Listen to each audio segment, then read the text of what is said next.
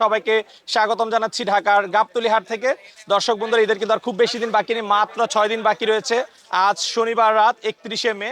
তো আজকে আমরা আপনাদেরকে গাবতলী হাট থেকে সুন্দর সুন্দর কিছু গরুর দাম জানাবো। বিশেষ করে দেখতে পাচ্ছেন হাট কিন্তু আস্তে আস্তে আস্তে জমতে শুরু করেছে। হাটের যেই রাস্তা, সেই রাস্তায় কিন্তু আসলে গরু নিয়ে দেখতে পাচ্ছেন যারা ব্যাপারী ভাই রয়েছেন, তারা কিন্তু গরু নিয়ে দাঁড়িয়ে রয়েছেন, গরু কিন্তু বেচা বিক্রি হচ্ছে। তো এই হাট থেকে ছোট বড় গরুগুলোর কেমন দাম সেই সম্পর্কে আমরা আপনাদেরকে জানাবো। তো চলুন আমরা কথা বলি। আসসালামু আলাইকুম, কেমন আছেন? আচ্ছা আচ্ছা, কি গরু এটা?